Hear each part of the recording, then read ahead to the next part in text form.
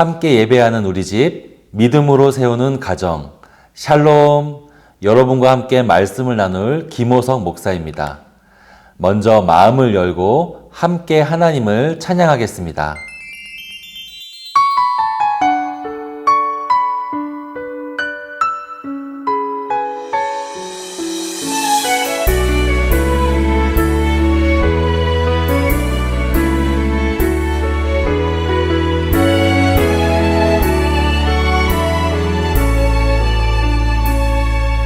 전능하신 나의 주 하나님은 능지 못하실 일 전혀 없네. 우리의 모든 간구도 우리의 모든 생각도 우리의 모든 꿈과 모든 소망도 신실하신 나의 주 하나님은 우리의 모든 괴로움 바꿀 수 있네. 불가능한 일 행하시고 죽은 자를 일으키시니 그를 이길 자 아무도 없네. 주의 말씀 의지하여 깊은 곳에 금을 던져 오늘 그가 놀라운 일을 이루시는 것 보라. 주의 말씀 의지하여 믿음으로 금을 던져 믿는 자에게 능치 못함 없네.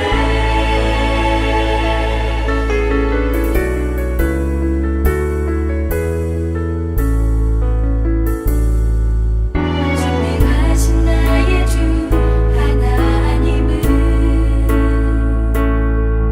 능지 못하실 일 전혀 없네. 우리의 모든 간구도 우리의 모든 생각도 우리의 모든 꿈과 모든 소망도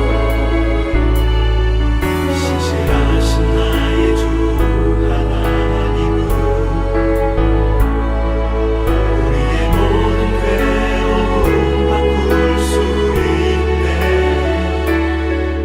불가능한 일 행하시고 죽은 자를 일으키시니 그를 이길 자 아무도 없네. 주의 말씀 의지하여 깊은 곳에 금을 던져 오늘 그가 놀라운 일을 이루시는 것 보라.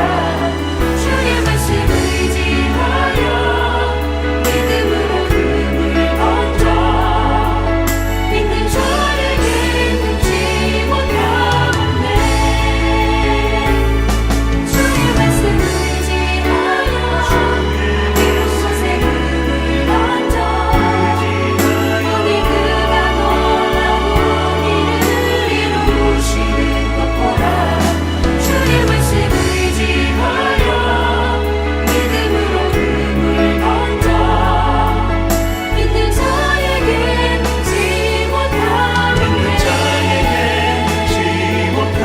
믿는 자에게 능치 못함 없네.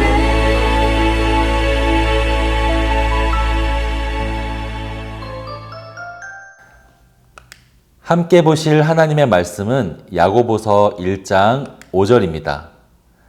너희 중에 누구든지 지혜가 부족하거든 모든 사람에게 후히 주시고 꾸짖지 아니하시는 하나님께 구하라.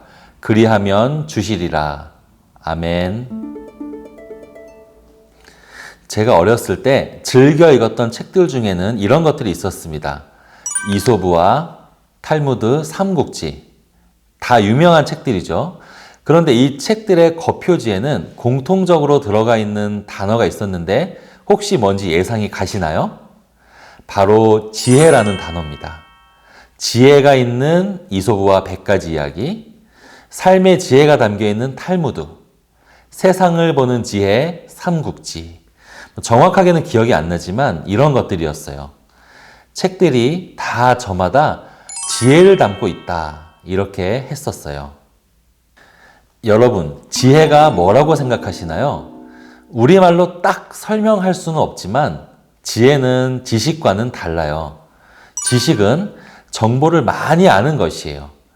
우리가 수학 공부를 많이 하면 수학에 대한 지식이 쌓이는 것이고요. 컴퓨터를 잘 다루는 친구는 컴퓨터에 대한 지식을 많이 가지고 있는 거예요. 이 지식이라는 것은 노력한 만큼 쌓이는 것이에요. 그런데 지혜는 조금 달라요. 지혜는 수학이나 컴퓨터처럼 한 분야를 많이 아는 것이 아니고 이 세상이 흘러가는 원리를 깨닫고 내 삶에서 종합적으로 좋은 선택을 할 수 있는 능력이에요. 그러니까 시험을 잘 보기 위해서는 그 과목에 대한 지식이 필요한 것이겠죠. 하지만 그 시험을 잘 봤든 못 봤든 그 이후에 내가 어떤 마음을 가지고 어떻게 살아가는 것이 더 중요한지 그것을 아는 것은 바로 지혜예요. 그런데 사람들은 지식은 중요하게 생각하지만 지혜는 그 정도로 중요하게 생각하는 것 같지는 않아요. 왜일까요? 지식은 바로 눈에 드러나거든요. 시험을 치면 그 사람이 얼마나 많은 지식을 가졌는지가 바로 드러나요. 자격증이나 성적표 같은 것도 우리의 지식이 검증되었다는 표시죠. 그런데 지혜는 재볼 수도 없고 사실 평소에는 잘 드러나질 않아요. 제가 생각할 때는 그 사람이 지식만 가득한 사람인지 아니면 지혜가 충만한 사람인지는 예측하지 못한 상황이 처했을 때 알 수 있는 것 같아요. 내가 알고 있는 지식대로 상황이 흘러가지 않을 때, 즉 위기가 찾아왔을 때 그 사람의 지혜가 잘 보여지는 것 같아요. 성경 다니엘서 2장에는 다니엘과 세 친구에게 찾아온 위기의 이야기가 들어있어요. 지난주에 이야기했듯이 다니엘과 세 친구는 바벨론 제국의 포로들이에요. 느부갓네살이라는 사람이 바벨론의 왕인데 그가 어느 날 꿈을 꿉니다. 그 꿈이 얼마나 생생한지 왕은 그 꿈 때문에 고민이 깊어졌지요. 당시 왕들은 지혜자라는 사람들을 데리고 있으면서 중요한 결정을 내릴 때마다 도움을 받았어요. 그들은 주로 점을 보거나 아니면 별을 보고 운세를 맞추는 그런 사람들이었어요. 세상 사람들은 이런 미신적인 방법들로 지혜를 얻을 수 있다고 생각했다는 것이죠. 어느 날 왕이 지혜자들에게 이런 명령을 합니다. 내가 꾼 꿈과 그 꿈의 의미를 이야기해라. 그러지 못하면 너희들과 너희들의 집안을 다 없애버리겠다. 이런 무시무시한 명령을 내려요. 생각해 보세요. 자기 꿈을 알려주고 나서 그 꿈을 해몽하라고 시킨 것이 아니에요. 힌트도 없이 자기가 무슨 꿈을 꾸었는지부터 맞추라는 것이에요. 꿈을 알려주면 해몽을 그럴듯하게 지어낼 수 있잖아요. 그래서 이 왕은 자기만 아는 그 꿈의 내용부터 맞춰야 믿을 수 있겠다는 것이에요. 이런 억지가 어디 있습니까? 그래서 이 지혜자들은 왕에게 요구를 하죠. 꿈을 말씀해 주시면 저희가 해석해 드리겠습니다. 그러자 왕이 이렇게 말해요. 너희들이 지금 시간을 끄는구나. 너희들이 내 꿈을 맞추지 못하면 너희 지혜자들을 다 죽이겠다. 이렇게 말을 합니다. 소위 지혜로운 자들이라고 불렸던 자들이 지금 정작 위기의 상황에서 자기도 구하지 못할 정도로 우상에게 의지하던 그 지혜가 쓸모없다는 것이 드러나는 것이에요. 지혜자를 모두 죽이라는 왕의 명령을 받고 왕의 근위대장은 다니엘과 세 친구까지도 죽이려고 합니다. 그런데 다니엘은요, 말로만 지혜자가 아니라 진짜 참 지혜를 가진 사람이었어요. 그래서 왕에게 나아가서 하나님이 주신 참된 지혜로 왕의 꿈과 또 그 꿈의 정확한 해석까지도 일러주게 되지요.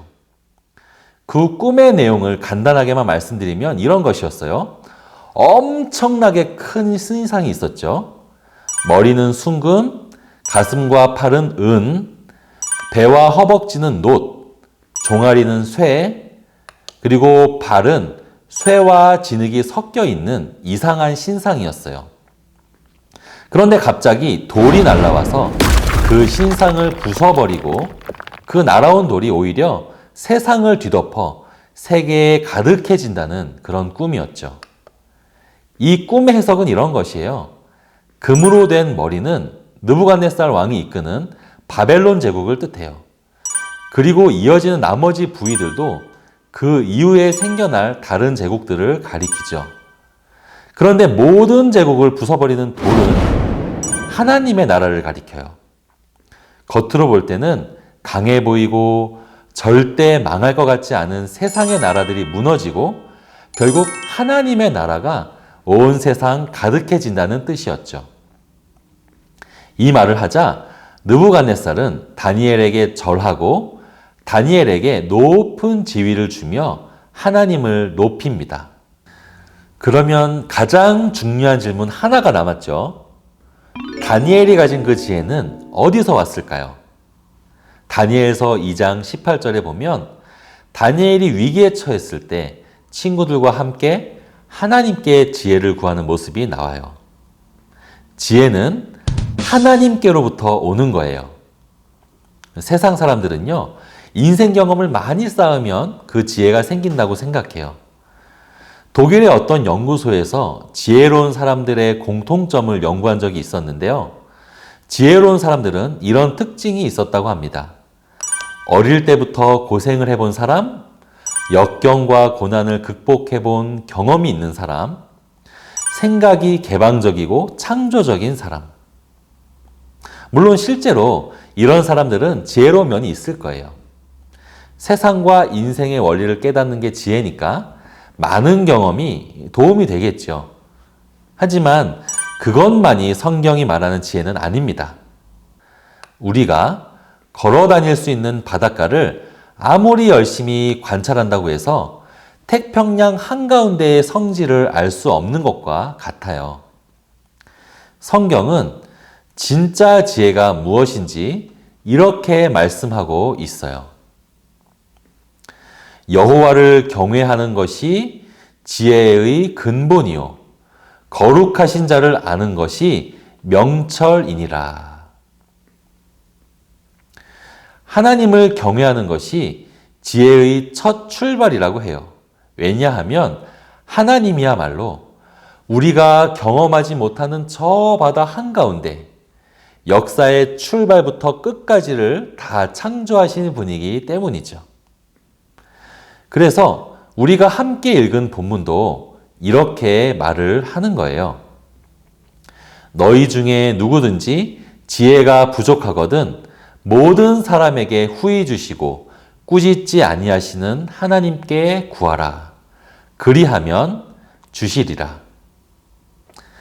사랑하는 서문 가족 여러분, 그리고 우리 틴즈 친구들, 우리에게는 물론 지식이 많이 필요합니다.